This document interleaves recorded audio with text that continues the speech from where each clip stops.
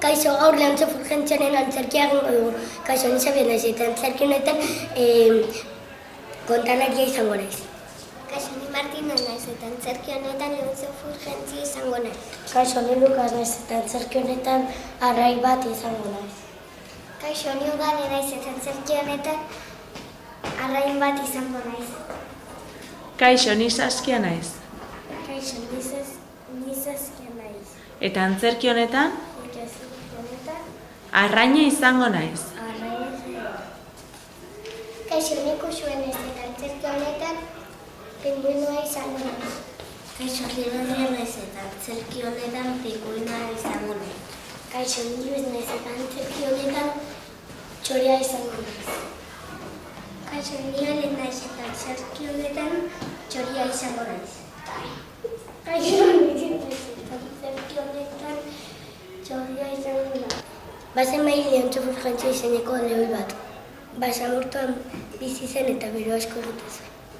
Zeben egiten dugun hemen basamortuan ezin da bizi. Eta poloa jotera erabaki zuen, hor hotz gehiago egingo zuen. Badakit, polora joango naiz, hor hotz gehiago egiten dut. Txalupa botatu zuen eta itsasora joan zen. Arran, polora joango naiz. Aizue arraina, poloa nun dago? Poloa polaman dago. Eskerrik asko. Agur.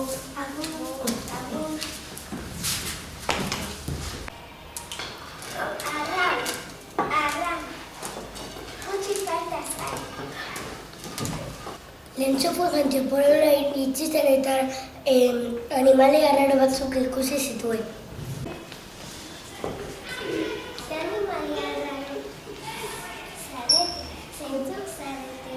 Pinguinoa gara. Nola dago gura? Probatu. Leontxo Fulgentzio urara bota zen eta geratu zen izoztua izeber bat zen. Izoztuta nago basamortura noa, hemen handia egiten du. Agur Leontxo Fulgentzio!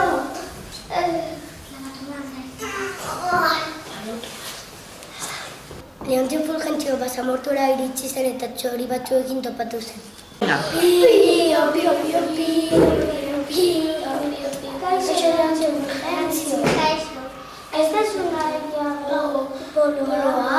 Ez, hotzaldia egiten du. Ba, ongi etorri! Eskerrik asko. Eta Leontxo Fulgentzio basamortura bizitara joan zen. Polo hau nahiago dut beste poloa baino.